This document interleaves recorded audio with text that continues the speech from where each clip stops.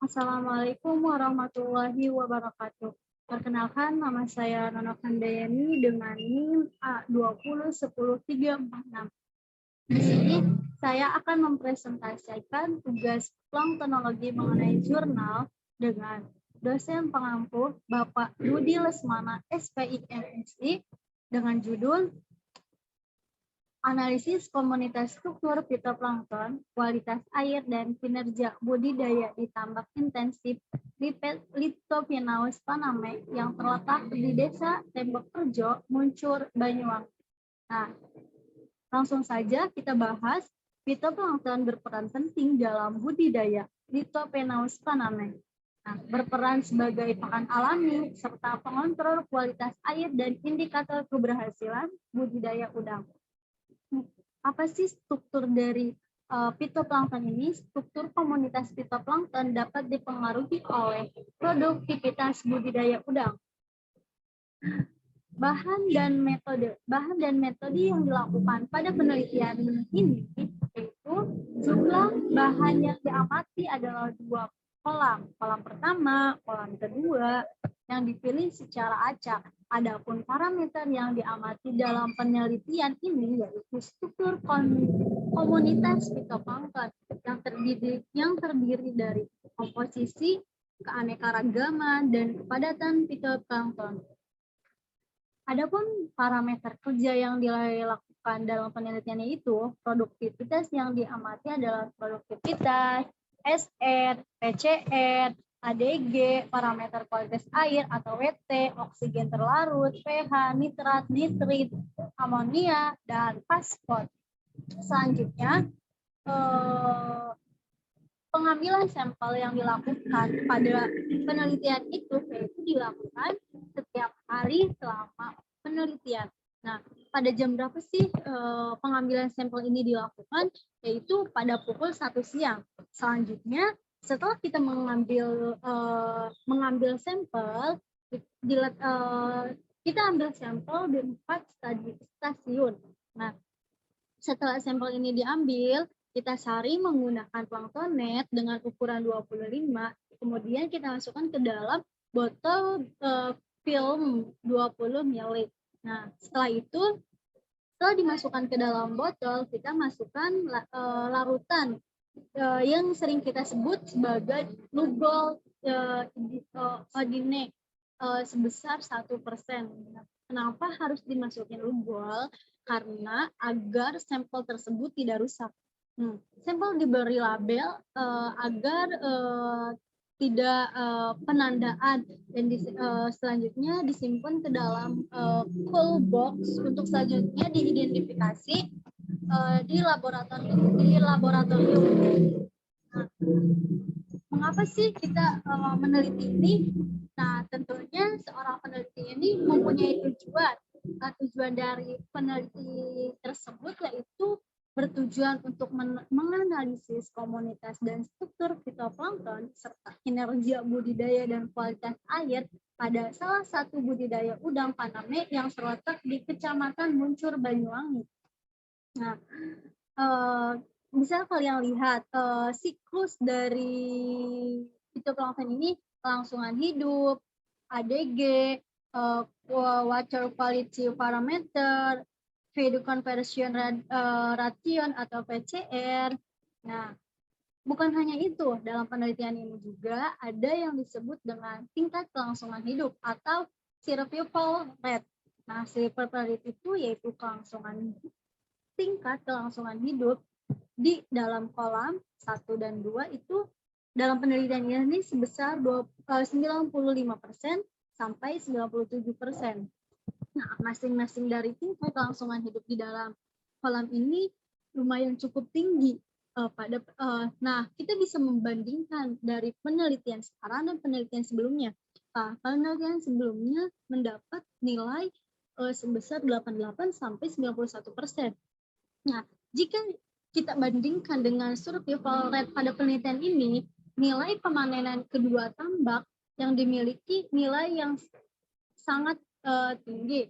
Pemanenan kedua tambak dilakukan dengan cepat. Kenapa sih harus dilakukan dengan cepat? Ya, kita mengantisipasi sebelum adanya virus IMNV menyebar dan meningkat kematian udang. Nah, fitoplankton juga dapat dipengaruhi oleh tingkat kelangsungan hidup di tambak udang. Nah, apa sih jenis dari fitoplankton ini? Jenis fitoplankton dalam penelitian ini didominasi oleh Bacillarea copecae. Jenis fitoplankton ini sangat berperan penting sebagai pakan alami yang mengandung industri tinggi, sangat mendukung pertumbuhan, perkembangan, serta respon imun pada udang faname ini. Nah, selanjutnya setelah kita melakukan penelitian, pastinya dong ada hasil. Nah, dapat kita lihat hasil yang kita dapat dari penelitian ini, yaitu berdasarkan hasil penelitian yang diperoleh, ada 27 genus dari 5 kelas fitoplankton di kedua tambak. Nah, genus fitoplankton yang diperoleh ini dapat kita lihat dari tabel 1 dan 2 jurnal tersebut. Nah, dari kedua tambak memiliki genus yang hampir sama, namun tambak kedua genus fitoplankton yang ditemukan kedua tambak adalah fitoplankton umum yang ditemukan. Nah, hasil pengamatan fitoplankton kedua ini didukung oleh penelitian sebelumnya untuk dikembangkan. Nah, selanjutnya, bukan hanya itu saja. Dalam dalam penelitian ini ada yang disebut sebagai komposisi fitoplankton. Komposisi fitoplankton merupakan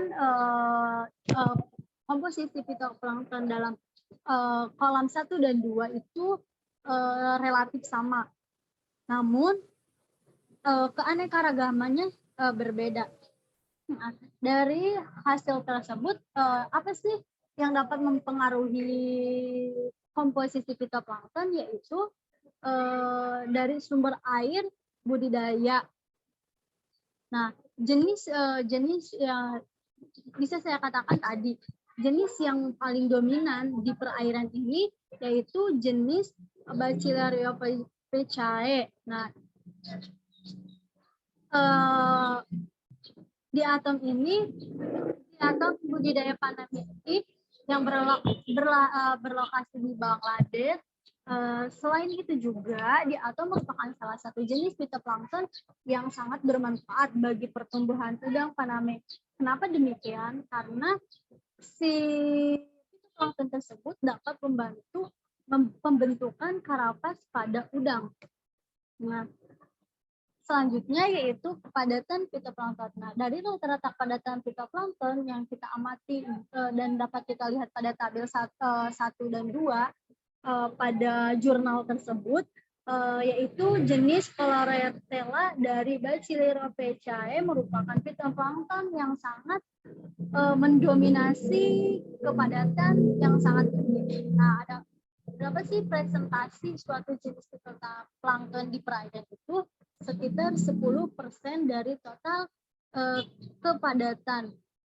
Nah,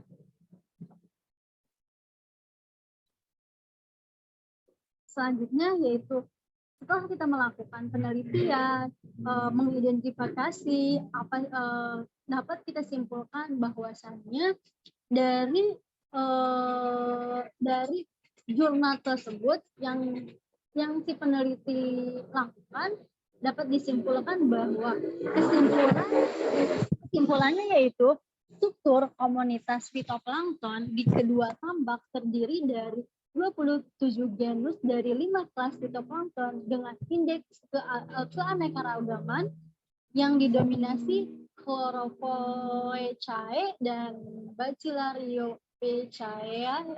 Parameter fisika dan kimia kualitas air di kedua tambak berada pada kisaran optimal untuk budidaya udang faname.